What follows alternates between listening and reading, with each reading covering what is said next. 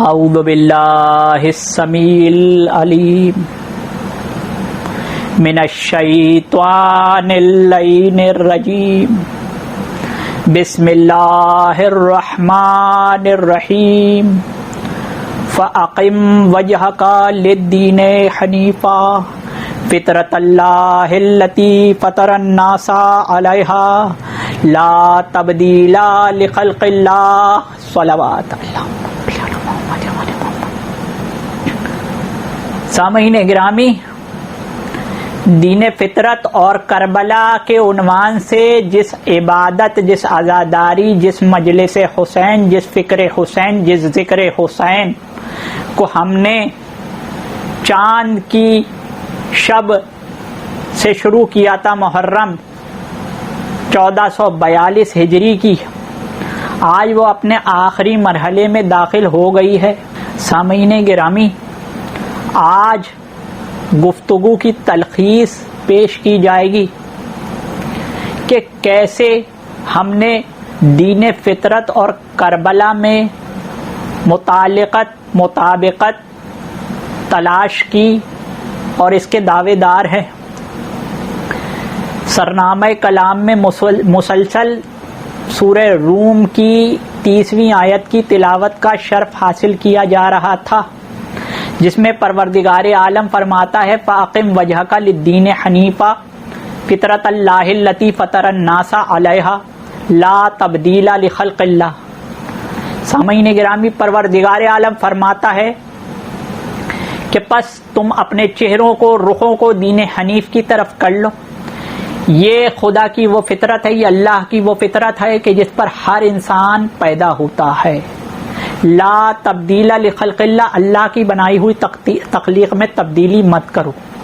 تو سامعین گرامی، بتانا یہ تھا کہ خدا نے اس کائنات کو بے عیب بنایا اور قرآن میں فرمایا کہ اگر تمہیں کہیں نقص ملے تو بتاؤ اس دنیا میں، تو اس دنیا کی ہر نظام میں ہمیں نقص نہیں ملتا، تو یہ ہمیں دلیل ہے کہ اس کا بنانے والا بھی نقص سے کتنا پاک ہوگا، کتنا بے عیب ہوگا۔ ہر جسم، ہر مخلوق اپنے اس کو جو دیا گیا کام ہے اس کو نبھا رہی ہے، اور اسی کو قدرت کہتے ہیں اور اسی کو فطرت کہتے ہیں۔ یہاں تک کہ ایک پورا نظام ہماری جسم میں ہمارے اندر بھی آباد ہے۔ ہمارے اندر کئی نظام ہیں، غذائی نظام ہے، سانس لینے کے نظام ہیں، خون کا نظام ہے۔ سامعین گرامی، یہ سب فطرت ہے۔ رگوں میں خون کو دوڑنا کون سکھاتا ہے؟ آنکھ کو دیکھنا کون سکھاتا ہے؟ سانس ناک سے لینا، ناک کو کون سکھاتا ہے؟ کان کو سننا کون سکھاتا ہے؟ یہ ہماری معدے کی نالی کو کون سکھاتا ہے کہ غذا کو ایسے چبانا ہے اور اس کے ٹکڑے کرنا ہے؟ دل کو دھڑکاتا کون ہے؟ سامعین گرامی، ہمارے دماغ میں ایک الارم فٹ ہے، ایک چیز ہے جو ہمیں آنے والے خطرے کا اندیشہ دکھاتی ہے۔ کچھ لوگ اس کو گٹ فیلنگ کہتے ہیں، گٹ کہتے ہیں پیٹ کو۔ یہ تمام نظام جو ہمارے جسم میں چل رہا ہے، اس نظام کو کون شروع کرتا ہے؟ یہ ایک ہماری زندگی کا مقصد ہے۔ ہر فلسفی اسی سوال کا جواب حاصل کرنا چاہتا ہے کہ حالانکہ وہ کون سا کاریگر ہے کہ جس نے یہ کارخانہ زندگی کو شروع کیا۔ تو اس کا سب سے آسان راستہ یہ تھا کہ اس کارخانے پر غور کیا جائے، یعنی کہ فطرت پر غور کیا جائے۔ اور فطرت پر غور بھی کرنا ہے اور اس میں جو بگاڑ آ گیا ہے اگر اس کو درست کرنا ہے. اگر کوئی جھوٹ بولتا ہے تو فطری نہیں ہے, یہ عادت میں آ گیا ہے, اس کو دور کر کے سچ بولنا ہے. اگر کوئی شراب پیتا ہے تو یہ فطری نہیں ہے, شراب کو چھوڑ دینا ہے, آپ بالکل ٹھیک ہو جائیں گے, بیماری سے دور ہو جائیں گے. اگر کوئی جوا کھیلتا ہے اور قرضدار ہو گیا ہے, جوئے کو چھوڑ دیا جائے, یہ عادت ہے, فطرت میں نہیں تھا, اب جب چھوڑ دیں گے فطرت کی طرف آ جائیں گے تو آپ کے حالات بھی سدھر جائیں گے. بہت آسان سا مطالبہ یہ ہے کہ جتنی عادتیں ہم نے نکالی ہیں اور ایک نیا کارخانہ کھولا ہے, اس کارخانے کو بند کر کے فطرت کی طرف لوٹ آئیں. اور یہی نیسلے کمپنی بھی کہہ رہی ہے آج کل بیک ٹو دا نیچر. سامعین گرامی, اللہ نے فطرت کے ہر تقاضے کو پورا کرنے کے لیے ایک نظام بنایا جس کو وحی کا نظام کہا گیا, نظام انبیاء, نظام نبوت کہا گیا, اور پھر نظام نبوت کے وارثین بنائے جس کو نظام امامت کہا گیا. سامعین گرامی, یہ حسن ہے دین فطرت کا, دین اسلام کا, جیسا کہ ہم نے کل بھی عرض کیا تھا کہ اللہ نے قرآن میں سورہ نحل کہتے ہیں شہد کی مکھی کو وحی کی کہ جا اونچے اونچے مقامات پر جا اور پھلوں اور پھولوں کا رس چوس. اور ایک جگہ فرماتا ہے کہ شہد کی مکھی کے پیٹ میں ایک مشروب نکلتا ہے جو مختلف رنگوں کا ہوتا ہے اور انسانوں کے لیے اس میں شفا ہے. اگر شہد کی مکھی کو صرف ایک شفا کا کام دیا ہے, ایک وحی کی ہے, تو اس میں قیامت تک کے لیے ایک امام رکھا ہے.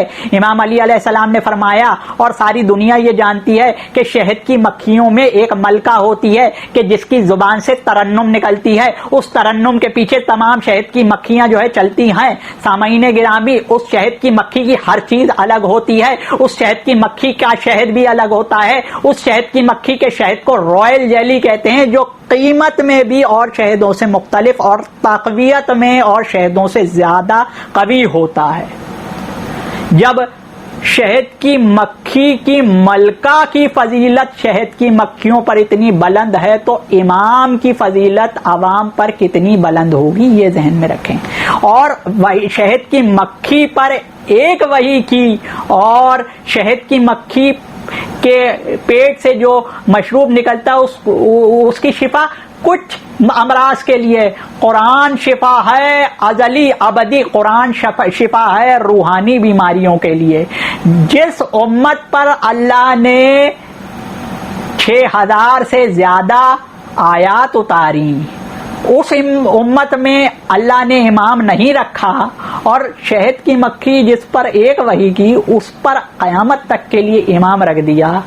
یہ بات کچھ سمجھ نہیں آتی, بلکہ قرآن میں فرماتا ہے یوم ندعو کل اناس بامامہم, ہم قیامت کے دن ہر ایک کو اس کے امام کے ساتھ بلائیں گے. سامعین گرامی, یہ وہ مواقع تھے جس نے اسلام کی تاریخ پر ایک انتہائی کالا دھبا ڈال دیا. کربلا کا رچانا, کربلا کا میدان جو سجایا ہے فوج اشقیاء نے, اور حسین ابن علی علیہ السلام اور ان کے لشکر نے اللہ سے کیا ہوا وعدہ نبھا کر اپنے گلوں کو پیش کرا, اور باطل کے دل کی ہر مراد کہ ہم ان کو قتل کر دیں, ان کو مٹا دیں, کے سامنے کہا کہ تم ہمیں مٹا دو, ہمارے اجسام کو مٹاؤ گے, ہماری فکر کو نہیں مٹاؤ گے. سامعین گرامی, یہ وہ دور تھا کہ جس دور نے اسلام کی تاریخ میں ایک سیاہ دھبا لگا دیا. یعنی کہ جو امام کائنات کو فطرت سکھانے آیا تھا, اس امام کو اس کے کنبے کے سمیت گھیرا گیا اور اس پر پانی بند کیا گیا. اس کے خیموں اس کو قتل کیا گیا, اس کے کنبے کو قتل کیا گیا, اس کے خیموں میں آگ لگائی گئی, اس کے کنبے کو اسیر کیا گیا. سامعین گرامی شام غریبہ آئی. سامعین گرامی ابن سیرین اہل سنت کے مفسر ہیں. وہ لکھتے ہیں کہ جس دن امام حسین ابن علی علیہ السلام شہید ہوئے، بیت المقدس کا جو پتھر اٹھایا جاتا اس کے نیچے تازہ خون ہوتا. سامعین گرامی اس کو گلدستہ اہل بیت میں طارق جمیل صاحب نے لکھا ہے اور اس کی سند بالکل صحیح ہے. سامعین گرامی اہل سنت کے ایک اور مفسر نے اس آیت کے جس میں فرماتا ہے اللہ کے سرکش قوم پہ نہ آسمان رویا نہ زمین رویا پر تفسیر کرتے ہوئے کہا کہ جب سرکش قوموں پر اگر آسمان زمین نہیں روتا یہ اس بات کی دلیل ہے کہ اگر خدا والا کوئی شہید ہوگا، مظلوم شہید ہوگا، اس پر آسمان روئے گا. تو حسین ابن علی علیہ السلام کی شہادت جس دن ہوئی، دن میں اندھیرا ہو گیا، ستارے نکل آئے، آسمان پر سرخی آ گئی، اور مفسر کہتا ہے کہ یہ سرخی آسمان کا رونا تھی. زہری اہل سنت کے امام ہیں، وہ کہتے ہیں کہ آسمان یحییٰ علیہ السلام کے علاوہ رویا تو حسین ابن علی علیہ السلام پر رویا. حسین غم میں تیرے کائنات روتی ہے، حسین غم میں تیرے کائنات روتی ہے، نکل کے روتا ہے دن، چھپ کے رات روتی ہے. سامعین گرامی رات آئی، شام غریبہ آئی. یہ رات وہ رات ہے جس دن علی بن ابی طالب کی بیٹی کو عباس کا کردار بھی نبھانا ہے، لشکر کی حفاظت کرنی ہے اور حسین کا کردار بھی نبھانا ہے، لشکر کی قیادت کرنی ہے. سامعین گرامی اس تکلیف میں، اس پریشانی میں کبھی بچوں کو دیکھتی، کبھی اس بیمار امام کو دیکھتی جو 8 محرم سے مشیت خداوندی کی وجہ سے بیمار. پہلے بیمار نہیں تھے امام زین العابدین علیہ السلام، نسل امامت بچانے کے لیے اللہ نے ان کو بیمار کرا تھا. سامعین گرامی کبھی امام زین العابدین علیہ السلام کو دیکھتی، کبھی سکینہ کو دیکھتی، کبھی اور بچوں کو دیکھتی. سامعین گرامی اس عالم میں حسین بن کر زینب پہرا دے رہی تھی، عباس بن کر لوگوں کو دلاسا دے رہی تھی، سکینہ کو لوری دے رہی تھی کہ سکینہ سو جائے. کہ اتنے میں علی ابن ابی طالب علیہ السلام کی آمد ہوئی اور علی بن ابی طالب علیہ السلام نے فرمایا کہ اے شریکت الحسین، وہ کل تک تھا جو وعدہ تھا حسین ابن علی کا جو اس نے نبھا دیا، آج سے تیرا کام شروع ہوا ہے، تشہیر کربلا کا، تفسیر کربلا کا، حسین ابن علی کی مظلومیت اور اس کا پیغام تجھے گھر گھر تک پہنچانا ہے. سامعین گرامی اسلام کی حقانیت کو دنیا کے سامنے ثابت کرنے کے لیے زینب الکبریٰ نے جو قافلہ اور رخت سفر باندھا، دیکھنے میں تو یہ آ رہا تھا کہ اسیران کربلا ہیں، مگر قدم قدم پر زینب الکبریٰ اپنے کردار و گفتار سے کربلا کی تاریخ لکھ رہی تھیں. آج حسین ابن علی علیہ السلام کا ذکر جو گھر گھر ہو رہا ہے، یہ اسی شریکت الحسین کا معجزہ ہے. یہاں جب بیبیوں کو دربار میں لایا گیا اور یزید نے امام زین العابدین علیہ السلام کے سامنے سر حسین علیہ السلام پر چھڑی مار کر اس کی گستاخی کی، سامعین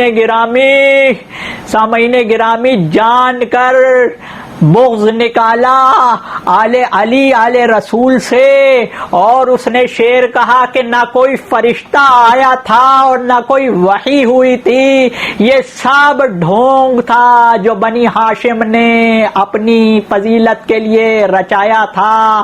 اسی لیے احمد بن حنبل اور ابن جوزی رحمت اللہ علیہ جو اہل سنت کے محدثین ہیں انہوں نے یزید کو کافر قرار دیا ہے سامعین گرامی، اور ملعون قرار دیا ہے۔ سامعین گرامی، حسین ابن علی علیہ السلام دیکھنے کو تو اس کا گھر بھی چھین لیا، ان کو مدینے سے نکال دیا، ان کو مکے میں بھی نہیں رہنے دیا، ان کے خیمے بھی جلا دیے، مگر آج دل میں، آج گھر گھر میں جس کا نام فخر سے لیا جاتا ہے وہ حسین ابن علی علیہ السلام ہے۔ اللہ نے فرمایا تھا فاذکرونی اذکرکم واشکروا لی ولا تکفرون، تم میرا ذکر کرو میں تمہارا ذکر کروں گا۔ اے سامعین گرامی، یہ وہ آیت ہے اللہ نے حسین کو جتنی حیات دی، حسین نے آخری سانس تک اللہ کا ذکر کرا، اللہ پر لازم ہے، حی القیوم کی حیات ابدی ہے، وہ ہمیشہ زندہ رہنے والا ہے۔ حسین نے اپنی ساری زندگی اللہ کا ذکر کرا، اللہ نے وعدہ کیا ہے فاذکرونی اذکرکم، تم میرا ذکر کرو میں تمہارا ذکر کروں گا۔ یہ عزاداریاں یہ میں اور آپ برپا نہیں کرتے ہیں، یہ اللہ کا وہ وعدہ ہے جو حسین سے کیا۔ اللہ اب قیامت تک ذکر حسین کو کراتا رہے گا کہ کسی شاعر نے کیا خوب کہا ہے کہ تخلیق کائنات کو دیکھا ہے بارہا، شبیر انتہا ہے خدا کے کمال کی، جب تک رہے گی خدائی رہے گی حسینیت، کتنی دراز عمر ہے زہرا کے لال کی۔ سامعین گرامی، یہ وہ غم ہے کہ جس پر زمین و آسمان رویا، جس پر ہر انسان رویا، اور جس پر اگر کوئی نہیں روتا تو آپ خود ہی سوچئے کہ کیا وہ انسان کہلانے کے لائق ہے۔ انا للہ و انا الیہ راجعون۔